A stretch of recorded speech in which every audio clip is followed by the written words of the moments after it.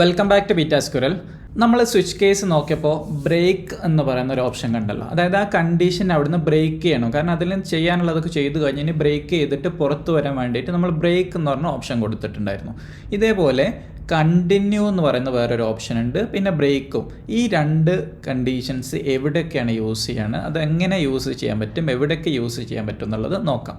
ഒന്ന്, ബ്രേക്ക് നമുക്ക് സ്വിച്ച് കേസിൽ ഉപയോഗിക്കാം. ഇതേപോലെ നമ്മളെ ലൂപ്പുകളിലും, അതായത് for loop, for each, while, do while, ഇതിലൊക്കെ നമുക്ക് ബ്രേക്കും കണ്ടിന്യൂവും ഉപയോഗിക്കാൻ പറ്റും.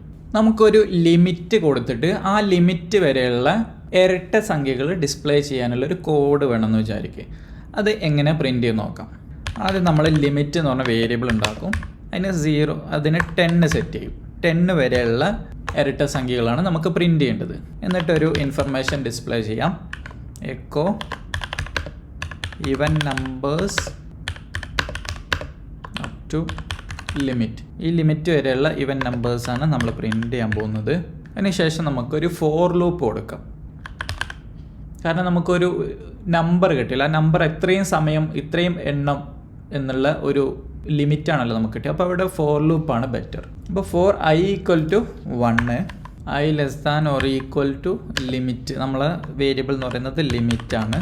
പിന്നെ i++, അതായത് ഫസ്റ്റ് i 1 ആയിരിക്കും, പിന്നെ i കണ്ടീഷൻ എന്ന് പറയുന്നത് i <= ലിമിറ്റ്. പിന്നെ ഓരോ തവണയും കണ്ടീഷൻ കഴിഞ്ഞിട്ട് ആ ഒരു i ഇൻക്രിമെൻ്റ് ചെയ്യും. ഇനി ഇവിടെ നമുക്ക് കോഡ് ചെയ്യാം. ഫോർ ലൂപ്പിൻ്റെ ബോഡീൻ്റെ ഉള്ളിൽ നമുക്ക് കോഡ് ചെയ്യാം. ആദ്യം നമ്മൾ ചെക്ക് ചെയ്യും, ഇത് ഇരട്ട സംഖ്യ ആണോ അല്ലെന്ന് ചെക്ക് ചെയ്യണ്ടേ. $i മോഡ്, അതായത് നമ്മളെ പെർസെൻറ്റേജ് സിമ്പിൾ, മോഡ് 2 ≠ 0. അതിനർത്ഥം നമ്മൾ കിട്ടുന്ന സംഖ്യനെ 2 കൊണ്ട് ഹരിച്ചു കഴിഞ്ഞാൽ അതിന് റിമൈൻഡർ ഇല്ലാതെ 0 ആണെങ്കിൽ എന്താണ്? 0 ആണെങ്കിൽ അത് ഇവൻ നമ്പറാണ്, ഇരട്ട സംഖ്യയാണ്. അത് അല്ലെങ്കിൽ അത് ഒറ്റ സംഖ്യയാണ്. ഇപ്പോൾ ഈ കണ്ടീഷനിൽ ≠ 0 ആണ്, അപ്പോൾ അത് ഒറ്റ സംഖ്യയാണ്. അപ്പോൾ ഒറ്റ സംഖ്യ ആവുന്ന സമയത്ത് നമുക്കത് പ്രിൻറ്റ് ചെയ്യേണ്ട ആവശ്യമില്ല. അപ്പം നമ്മൾ എന്ത് ചെയ്യും? കണ്ടിന്യൂ എന്ന് കൊടുക്കും. അതായത് ഇവിടുന്ന് ഇനി താഴോട്ടുള്ള പ്രിൻ്റ് കോഡൊന്നും എക്സിക്യൂട്ട് ചെയ്യേണ്ട, ഇവിടുന്ന് പുറത്ത് പോയിട്ട് അടുത്ത ലൂപ്പ് കണ്ടിന്യൂ ചെയ്യണം.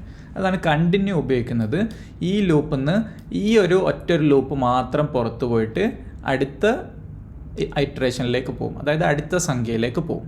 എന്നിട്ട് ഇവിടെ എക്കോ നമുക്ക് എന്ത് ചെയ്യാം? നമ്മളെ നമ്പർ ഇവിടെ എക്കോ ചെയ്യാം. അതിൻ്റെ കൂടെ നമുക്കൊരു ലൈൻ ബ്രേക്ക് കൂടെ ഇടാം.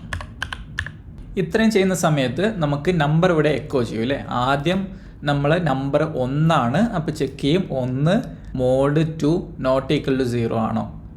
ആണ്, അതായത് ≠ 0 ആണ്. അപ്പോൾ അത് കണ്ടിന്യൂ ചെയ്യാം. അപ്പോൾ താഴോട്ട് പോകില്ല, അടുത്ത കോഡിലേക്ക് പോകില്ല. ഇതൊന്ന് പുറത്ത് വന്നിട്ട് i 1 ഇൻക്രിമെൻ്റ് ചെയ്യും, i 2 ആക്കും, അടുത്ത ലൂപ്പിലേക്ക് കയറും. അതാണ് ഈ കണ്ടിന്യൂ കൊണ്ട് ഉദ്ദേശിക്കുന്നത്. ഇനി നമുക്ക് അടുത്തത് കൊടുക്കേണ്ട എന്താണ്? ഈ ഒരു ലിമിറ്റിൽ തന്നെ നമുക്ക് വേറൊരു കണ്ടീഷന് കൂടെ കൊടുക്കണമെങ്കിൽ ബ്രേക്കിനുള്ള ഒരു എക്സാമ്പിൾ പറഞ്ഞുതരാം. ഇതിനാണ് കണ്ടിന്യൂ ഉപയോഗിക്കുന്നത്, എന്തിനാണ് മനസ്സിലായല്ലോ. കണ്ടിന്യൂ നമുക്ക് ഡിസ്പ്ലേ ചെയ്ത് നോക്കാം, ബ്രൗസറിൽ നോക്കാം എന്താണ് സംഭവിക്കുന്നത് എന്നുള്ളത്. റീഫ്രഷ് ചെയ്തപ്പോൾ ഇവൻ നമ്പേഴ്സ് അപ് ടു 10, 2, 4, 6, 8, 10 കിട്ടിയല്ലോ.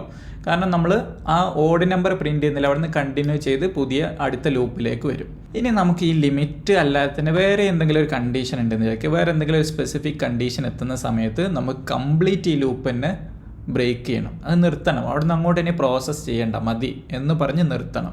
അതിന് വേണ്ടിയിട്ടാണ് നമ്മൾ ബ്രേക്ക് ഉപയോഗിക്കുന്നത്. അപ്പോൾ നമുക്ക് ഫോർ എക്സാമ്പിൾ 10 വരെയാണ് ലിമിറ്റ് കൊടുത്തെങ്കിൽ പോലും നമുക്കൊരു യൂസേഴ്സിൻ്റെ അടുത്ത് ലിമിറ്റ് വാങ്ങി, അതായത് ഇവിടെ 100 ആണെന്ന് വിചാരിക്കും. പക്ഷെ നമ്മൾ പറയാണ് ഒരു മാക്സിമം ഒരു 20 എത്തിയാൽ മതി, 20 എത്തുമ്പോഴത്തേക്ക് നിർത്തിക്കോളണം, ഇനി അതിൽ കൂടുതൽ വേണ്ട എന്നുള്ള അങ്ങനെ ഒരു കണ്ടീഷൻ ഉണ്ടെങ്കിൽ നമുക്ക് ബ്രേക്ക് ഉപയോഗിക്കാം. ഇവിടെ നമ്മൾ i എന്ന് പറഞ്ഞ വേരിയബിൾ > എന്താണ് നമ്മൾ കൊടുക്കുന്നത്? 20 കൊടുക്കാം. അങ്ങനെയാണെങ്കിൽ ബ്രേക്ക് ചെയ്യാൻ വേണ്ടിയിട്ട്. കാരണം ഇങ്ങനെ കൊടുക്കുന്നത് നമ്മളെ സിസ്റ്റത്തിൻ്റെ കപ്പാസിറ്റി ഒരു 20 ആണെന്ന് വിചാരിക്കും. നമ്മളെ സിസ്റ്റത്തിന് ഒരു 20 പ്രോസസ്സ് ചെയ്യാനുള്ള കപ്പാസിറ്റി ഉള്ളൂ, അല്ലെങ്കിൽ അങ്ങനെ എന്തെങ്കിലും ഒരു 20 സീറ്റ് മാത്രമേ ബുക്ക് ചെയ്യാൻ പറ്റുള്ളൂ.